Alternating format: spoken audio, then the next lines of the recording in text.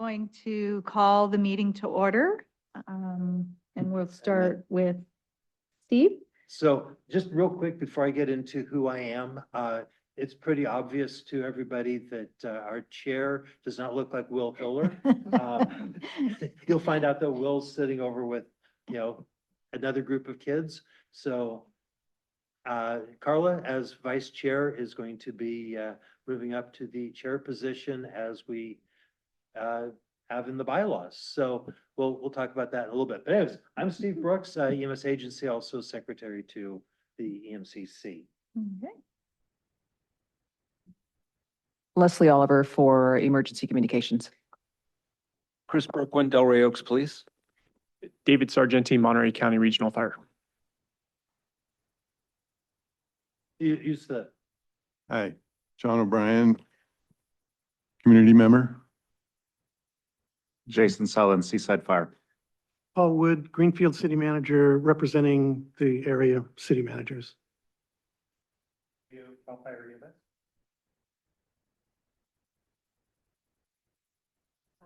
Marie Lutz, Natividad? No, got it. That way I get you. Yeah.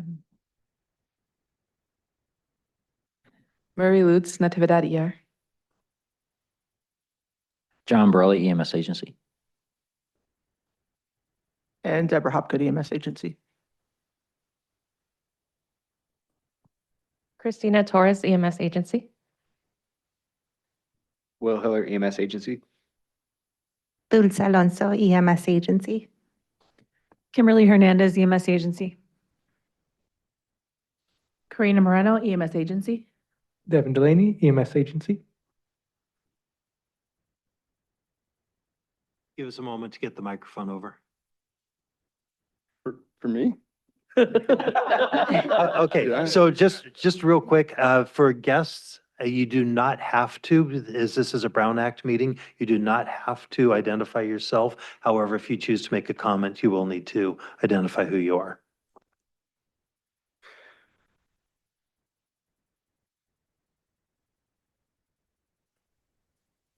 Cameron Silver, AMR Monterey. John Weston, AMR Monterey. Jessica Iniguez, AMR Monterey. Shane Vanderveen, Salinas Fire. Rachel Nealand, AMR. Justin Lindquist, Monterey County Regional Fire District. You can just leave it over there. Just turn it And off. if we would have anyone online who would like to join? Mike Esslinger. Sorry, didn't mean to walk over you. Mike Esslinger with AMR. Good morning, Jeff Horner with CalStar and Reach Air Medical. Joe Cafaro with Hospital Council. Michelle Kolinsky, Chomp. Susan Duke, Chomp. Silas Fisher with Monterey Fire.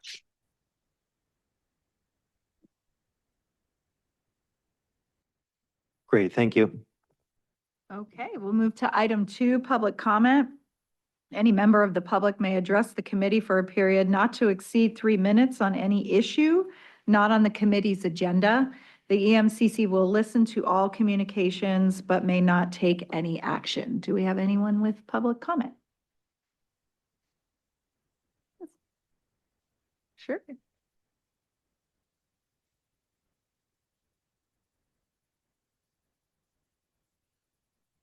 Yeah, and into the mic. Is the microphone on? Okay. Hi, good morning. My name is Luke, and today I want to talk about the benefits of creating a standardized EMS transport policy for working canines injured while on duty.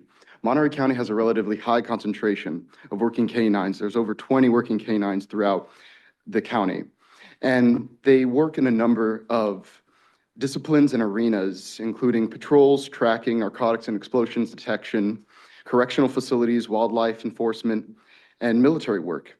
This work is highly specialized, thus requires specialized help that can't be done solely by humans.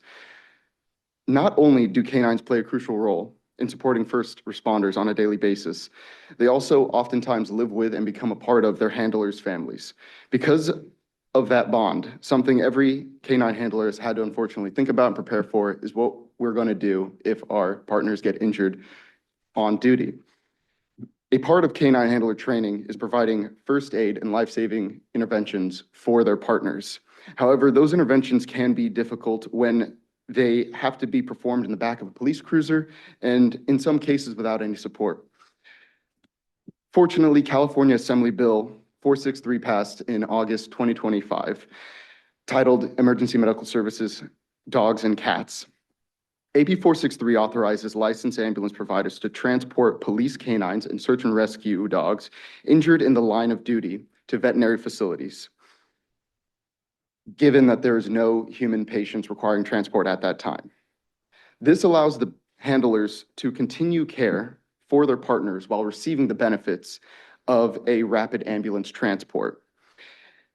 And of course, AB 463 does require any ambulance provider choosing to transport working canines to develop transport policies, including decontamination procedures and operational guidelines. Of course, those policies then must be approved by the local EMS agency. AB 463 is not a mandatory change at the state level. Rather, it gives counties the flexibility to decide whether this is a service they want to provide. For an area with as many working K-9 teams as Monterey County, I think this decision is worth considering. Thank you, everyone, for your time and everything you've done for this system. Thank you. Looks like Mike.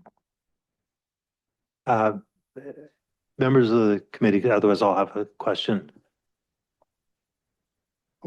Are you looking for us to create a policy or to lead towards working with AMR and our other ambulance providers? What is it? I mean, the AB, for which everyone has passed and it's state law. So what is it that you would like this group to consider mostly? Consider creating a standard policy that allows EMS providers in the field to know that this is something that we can do and offer. That way it creates a consistent level of care without hesitation. In some cases, because these are uncommon cases, but they can make a really high impact, field crews would have to contact their supervisors and go up the chain of command just to understand that they're protected liably and to make sure that they're doing the right thing and that they're okay. And by creating a policy clearly stating that this is something we can do and offer, it would cut hesitation down and then increase consistency of care. Thank you. Any other questions? Mike, I see you have your hand up. Did you have a question? Or Not a question, but I did want to address the committee and everybody this morning, if I could just take a minute. The first thing is that you'll notice, is with Will Hiller. I just wanted to publicly acknowledge and say thank you. Will was such a critical part of our team. And, we're just thrilled that we're going to be able to work with him. He will be a tremendous asset to the EMS community. I've known Will, I think, for about almost 20 years now. And we'll just say that there is nobody, I believe, in this system who knows the EMS system better than Will. So at any rate, I wanted to make that comment. And with that, I also wanted to formally introduce Jonathan Weston, who accepted the operations manager role for AMR Monterey County. We are really thrilled about, Jonathan kind of stepping into that role. As a little bit of perspective, we had 21 qualified applicants that came into this role, that were interested in the role rather. And Jonathan, I think it just kind of speaks to the caliber of his experience, is that he really came to the table with such great experience and really just accolades from his current leader. He is departing San Francisco as their current clinical education manager, but he's got a lot of EMS and operational experience both in Imperial County and also San Diego. So I hope that you'll all welcome him into the system. And just wanted to say thank you again. And I'm sorry that I couldn't be there in person today, is that I have a deposition at 11 o'clock. So at any rate, thank you so much. thank you, Mike. And welcome, Will, to this side. Anyway. Anybody else? Okay, we'll move to item 3, approval of the past EMCC minutes. if we can get a motion to approve the May 13th meeting minutes. Okay, we have a motion. I'll make a motion to approve. Thank you. Second. Second, okay. Do we have to do roll call? We can do a roll call or we can do a. All in favor? voice vote. Aye. Aye. Aye. Any opposed? Okay. And then abstentions, in case someone wasn't here. Oh, any abstentions? No? Okay. Thank you. All right, on to item 4, standing reports. Deborah, we'll have you go first. All right. Good morning, everybody. At the beginning, thank you, Luke, for coming and presenting to us. Appreciate it. Also, I will start with staffing updates. So obviously, as mentioned, Will Hiller has joined us as one of our new EMS analysts. Dulce Alonso has also joined us as well. Take a minute and allow her to introduce herself to the committee.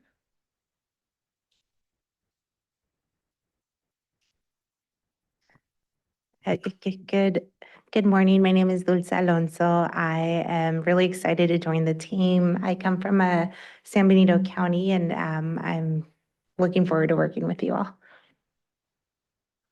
All right, thank you. And also let everybody know that Jalen Neal, who has been serving as our epidemiology intern for the past 2 years, her last day with us is today. She's going to be transitioning over to the Health Department's Office of Equity and continuing her work there. So she's worked on several good projects for us, and we're sorry to see her go, but glad she's able to stay within the county family. So with these staffing changes, we are the closest to full staffing that we've been in a very long time. So we are looking forward to taking on several of the projects that we've had to kind of push to the side and bring those back into play and have our new team members getting up to speed and taking on some of those items. So I discussed previously the ChemSys transition to EMS Flow. We have started working on that officially. As of yesterday, we held our kickoff and readiness call with the folks from the state and ESO. We have a transition window that takes place from July 21st to August 1st. During that time, we're going to be doing daily verification processes to match up the reports in ESO with what's being fed over into EMS Flow. So that's going to take a large number of hours for our staff. Really important though, because that's going to be the new data set for the state. So I would ask that everyone encourage their field providers to complete their reports in as timely a manner as possible. So we've got a narrow window each morning to go through and verify those reports, and then a meeting each afternoon with the state to talk about our findings. So super important for us that reports are done in a timely manner. I've also been reaching out to several of the agencies regarding SB 660, which is a bill related to a data exchange framework. This mandates additional healthcare organizations to participate in the state's data exchange and to execute a data sharing agreement as well. So amongst those new additions are the State EMS Authority, all of the LEMSAs, and then certain EMS provider agencies, primarily fire agencies providing advanced life support, and then organizations who have a written contractual agreement with the LEMSA for the provision of EMS. So AMR would fall under there. So we have a couple of options in place such that the agencies can choose to execute their own or sort of design their own system to share the data, or they can choose to use what is currently ChemSys, but will be transitioning to EMS Flow through the State EMS Authority.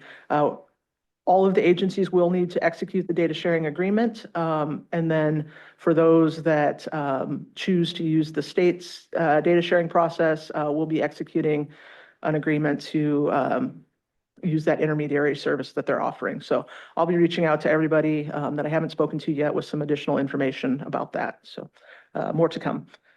We've been really busy with Board of Supervisors items. So since our last meeting, we took the EMS Week resolution, recognizing EMS Week to the board. We also took our annual report. We have made a couple of efforts to provide a presentation about the annual report. The board's had a very busy agenda for the last couple of months, though. We have been delayed until August. So at the end of August, we will hopefully take that back. We've also signed a renewal of the Fort Hunter Liggett Paramedic Service Provider Agreement. We held a CSA 74 special hearing to assess the tax for the coming year. We have executed a renewal agreement with the TIVDAD for their trauma center services and designation, and also some updates to regulatory language. And then as of yesterday, we executed amendment number 1 to the ambulance service provider agreement. This came about at the request of AMR, and it will permit them to charge lower than stated in the agreement rates for special events in particular. So with regards to the ambulance service provider agreement, we've been reviewing clinical scorecard data in First Watch and working to align that with what we're seeing in ESO. We definitely have some cleanup to do and are continuing to work through that data. We're also working towards implementation of the expanded scope paramedic program. And then nurse navigation went live as of June 2nd. The initial data shows a much lower number of calls than we originally anticipated feeding into the system. We've been doing a lot of work behind the scenes to review the data and identify where the gaps are. What we're seeing is that there are likely some challenges with some logic or programming in the CAD that's not sending those calls over. And then we're also looking to see if there's needs for additional dispatcher education and training related to the program as well. So more to come on that, and we plan to bring more detailed data in the future, but it's just not at the point right now as we're working through the initial phase and the growing pains like we expected there to be to bring that. So those are all of the items that I have, but I'm happy to answer any questions if anybody has any.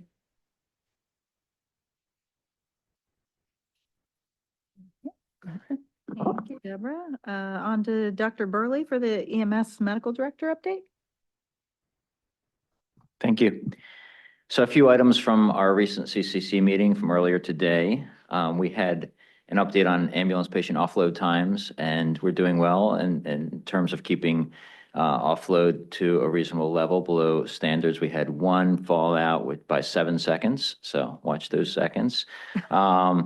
We got a report on buprenorphine data, and we are continuing to see a ramp up in administration of buprenorphine year after year. We're on track to exceed last year's administrations, so the program continues to blossom and flourish. And in that regard, we are looking at, as an EMS agency to potentially expand buprenorphine local optional scope to other agencies who may be interested in incorporating that into their protocols for ALS providers delivering medication for opioid withdrawal treatment. It's very effective at alleviating suffering and also if effective in helping people to kind of get things turned around, get headed in the right direction so that they can transition away from opioid use and into a healthier lifestyle, reducing the number of calls that we get in terms of pre-hospital responses for those patients, reducing the number of emergency department visits that these patients utilize, and further reducing the likelihood of them suffering a fatal overdose. So for all these reasons, we think it's a very beneficial and helpful program for both the patient and the system. And I would strongly encourage other agencies who are interested to reach out to us to talk more about incorporating this into as a more general treatment across the county.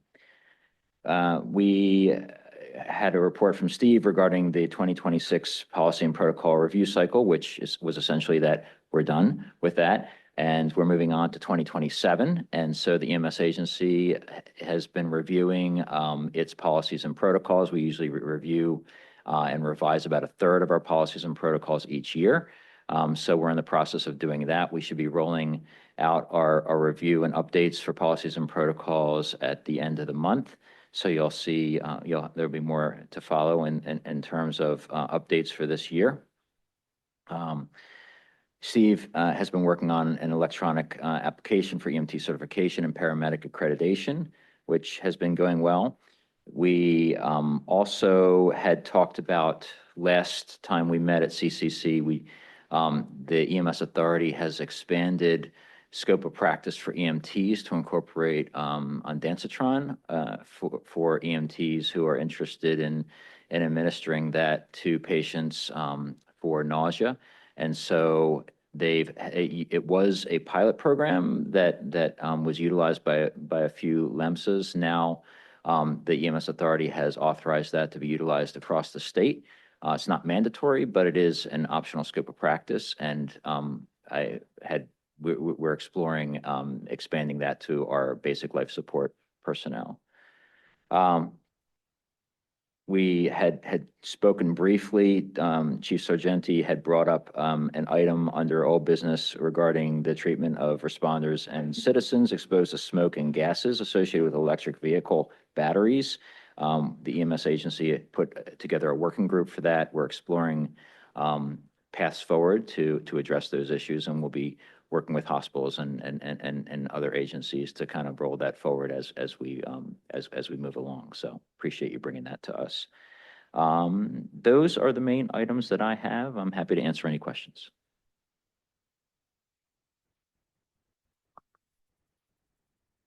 Okay, thank you, Dr. Burley. We'll come back to Deborah for the MOAC update. All right. So as many of you might imagine with the Medline fire, it's been a little bit of a busier time for us. So we've been meeting regularly twice a week with the hospitals to discuss any potential supply issues. I would extend some kudos to our hospitals for taking the initiative to set up those meetings and really working together to mitigate many of the problems and shortages that they've been experiencing. So it's been a huge help that they've been undergoing that work together. So. We've also participated in 2 exercises since the last meeting. So one at the EOC called the Silver Eagle. It was a functional exercise. We identified some potential areas for improvement related to the family assistance or family reunification plans that the county has. So we'll be working with that group in the future on those plans and any needed updates. We've also participated in the tabletop exercise at the Monterey Airport. So happy to be a part of that. I believe that's the first time we participated in that. So we really appreciate Monterey Fire extending the contact and the ability to participate. We also recently, the EMS team took on some ChemPAC training. The state CDPH came out and hosted 2 training sessions. Everybody from the team attended, which I think is super helpful for our duty officer program and awareness. We also participated in a 3rd training with the Ag Commission office, focused on agricultural incidents, making them more aware of the ChemPAC process and some opportunities to partner in the future on training for our ag community. So really looking forward to that as well. That's all I have Mohawk related, but again, happy to answer questions. All right, thank you. On to Kim for Contract Compliance Working Group. Mic is still on up here. Okay, good morning. So the Contract Compliance Working Group had its first meeting since the implementation of the new agreement, which was on June 10th. And we went over contract compliance that had shown at EMCC, but additional months added since we had met for EMCC. And we discussed potential items to be looking at the Contract Compliance Working Group, one of which was interfacility response times specific to the facilities. So currently I am reporting to 2 hospitals their response times by IFT priority, which is Salinas Valley and CHOMP. And if me or Natividad wants that also sent to them, I can do that. I'm sending it to Salinas Valley and CHOMP quarterly so that they can see their data for their hospital. You can go ahead and go to the next slide. So just a review, this is the map. I'm going to go over this a couple more times, so kind of refresh everybody since things have changed a little bit since the new agreement. Response area 1 is considered an urban response area. It has a higher call and population density. Response area 2 is considered suburban, slightly lower call volume by population and more pockets of populations. And then response area 3 is considered rural, which has a lower call volume and sparsely populated. We'll go to the next slide. Okay, this is our priorities. Priority 1 being life-threatening emergency, lights and sirens. Priority 2, life-threatening, potentially life-threatening emergency, light and sirens can be diverted to a priority 1 call. And then priority 3 is a non-life-threatening emergency. No lights and sirens can be diverted to either a priority 2 or a priority 1 call. Next slide. And here you will see response time compliance for area 1 in February through May. And you'll see that AMR has done an amazing job so far on compliance in the first 4 months of their new agreement. They are not just at 90%, they're above 90% across priority 1 through 3. Next slide. And that's for response area 2. Again, it's pretty much the same story for response area 1. They've exceeded 90% compliance for priority 1, 2, and 3 in response area 2. Next slide. And now we're going to go into response area 3, which has the lower call volume, lower population density.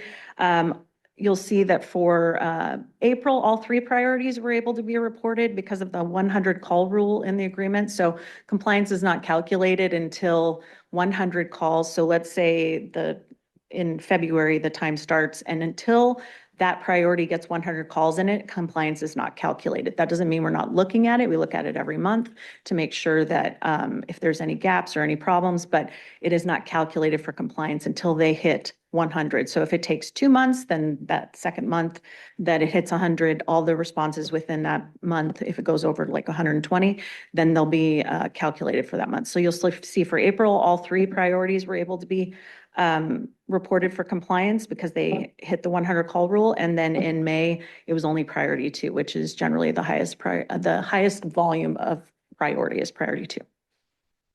Next slide.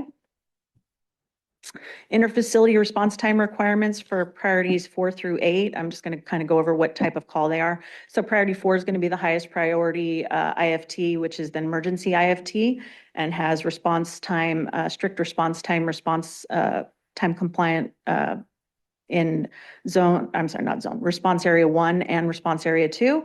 Priority 5 is the unscheduled urgent IFT. So that's within 90 minutes of all requests. Priority 6 is scheduled IFT. Priority 7 is a scheduled out of county. And then priority 8 is a critical care transport with a nurse. Next slide. Okay, so response time compliance priorities 4 through 8. So similar to response area 3, only priority 7 had enough calls to be counted for compliance in March and April. That is the scheduled out of county, which is the most common type of transfer that we see. Again, we look at each of these priorities each month, regardless if they met the 100 call rule, to identify any issues before compliance is calculated. Next slide. This is interfacility transport call volume by priority. You can see that out of county transfers, which is priority 7, are the highest call volume. So for the total IFT transport call volume for May, it was 201, but 117 of those were scheduled out of county. Next slide.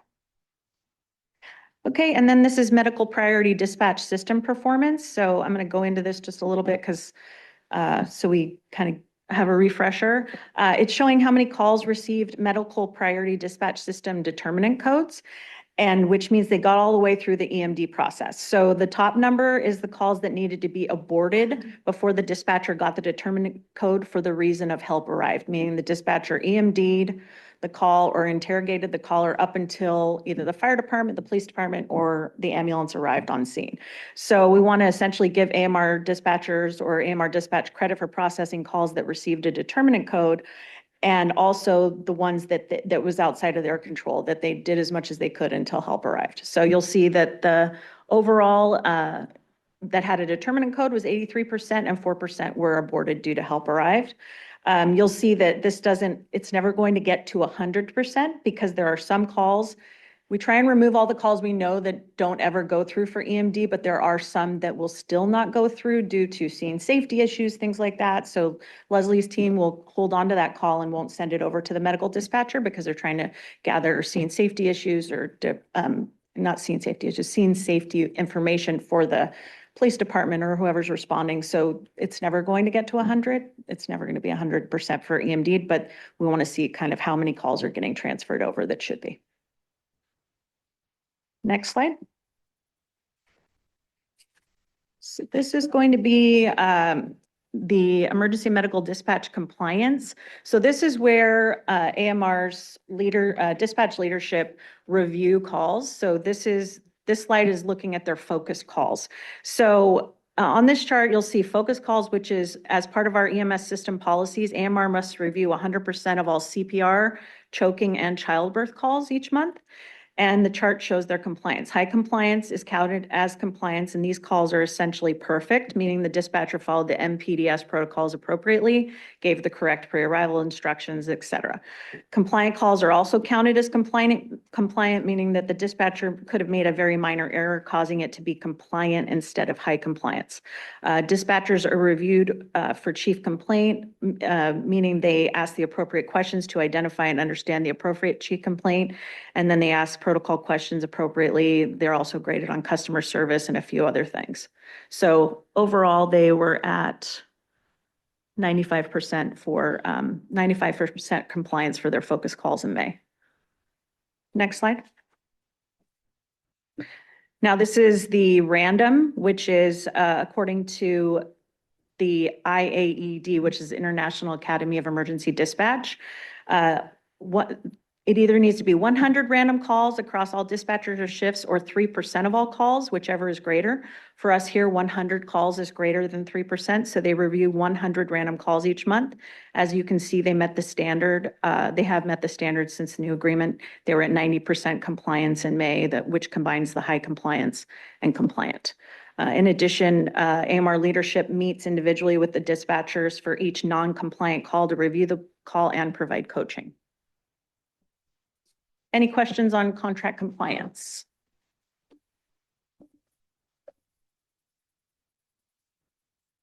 Okay, can you show me, pull up the 800 megahertz? Oh, you, Christina. So sorry.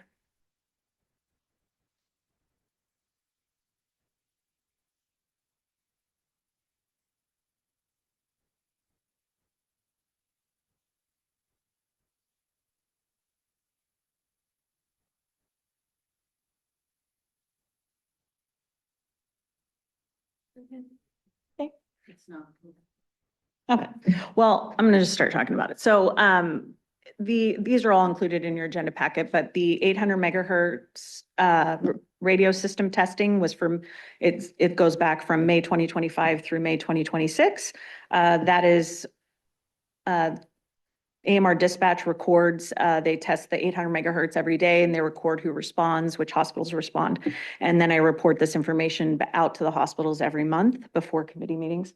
And you'll see for April and May, not too terrible. When I send off to the information to the hospitals, if there's a dip, they identify what it is, and then it gets corrected by the next month. The lowest was, for me, they were at 67 and 68%. In addition, since we're on this topic, I've mentioned at a few other committee meetings that there are items being ordered for new 800 megahertz radios for all the hospitals, except for Salinas Valley did have theirs replaced pretty recently. But they're going to make sure that all the hospitals have the same, even if SVH has anything additional they need. But I did get information that all the items have been ordered. There is a long lead time for Motorola, so not sure when they're going to come in, but all the items have been ordered and purchased by June 30th, because the hospital preparedness people had to use some of that money by the June 30th. Any questions on 800 megahertz? Okay, ready, Net, please.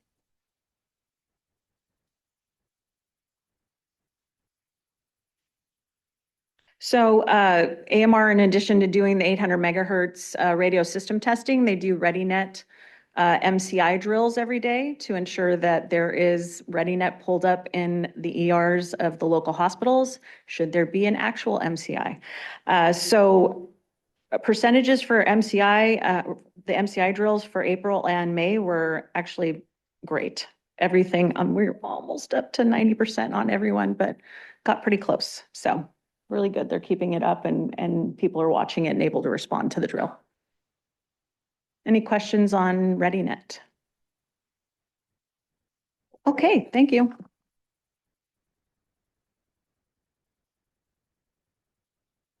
Okay. I think you're up again. Oh, those are not until they're March or September. Oh, okay. All three of them. Yes. Okay. Oh, I see here. Okay. I better take my glasses off. Full business content to, EMCC Okay, so membership. we're gonna go over to on old business, item E, EMCC membership. All right, well, glad so many of you are here. We have a quorum. As far as membership goes, so good news on our bylaws is if you're a little late in getting the updated information to us, you get to continue until you're replaced. And since you're replacing yourself, you continue, but that's not the point and the spirit of the policy and the bylaws. So for those people who are expiring in 26 or at the end of June, is our BLS fire, hospitals, paramedic, city managers, and our newest citizen rep. So what you need to do is, I think I've sent everybody, if you didn't get it, my apologies, but I've sent the online application to the clerk of the board. So for you and your alternate, please go online to the link that was sent. If you didn't get it, let me know. Just raise your hand and I'll just like, okay, I'll send it to everybody. Okay, I'll just resend it to everyone. Go online, fill out the application. Let me know that you've completed that. We will look for a nomination letter from your organization.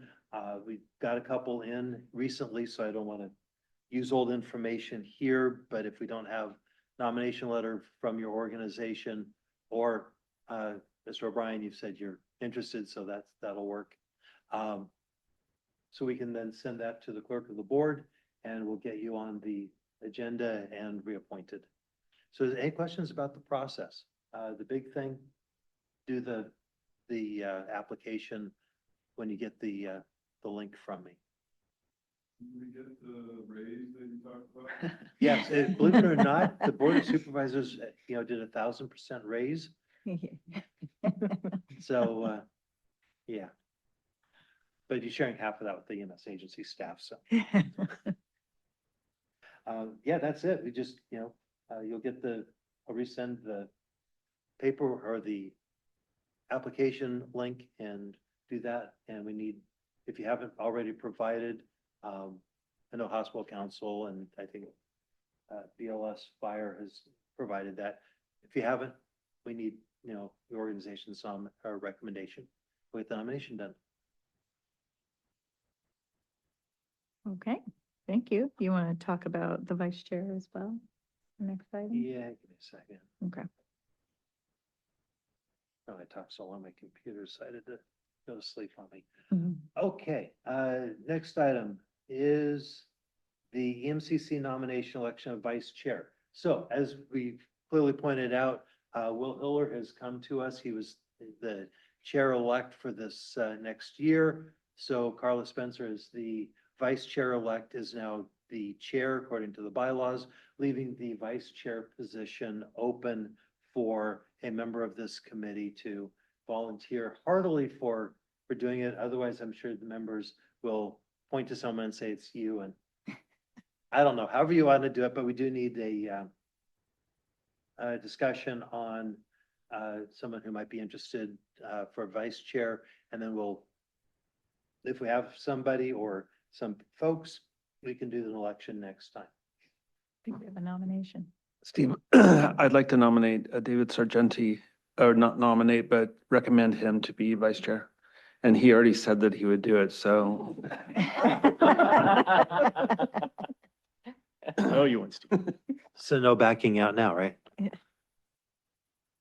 Any other interest in the position? If not, we will bring back Chief Sargenti's nomination. We'll look for a nomination next time and we'll have it as an action item for a vote. Very good. Thank you. Okay. And then on to Christina Torres about EMS Week. Hello. EMS Week came and went. The EMS agency visited some farmers markets in Pacific Grove and in Salinas, and a night market in King City. We had some support from AMR, so shout out to AMR. Thank you for coming. And we talked about EMS. We handed out some coloring books and fun stuff for the kids. some first aid kits, some phone chargers, which were really popular. We taught compression-only CPR. Shout out to Steve for being our CPR guru.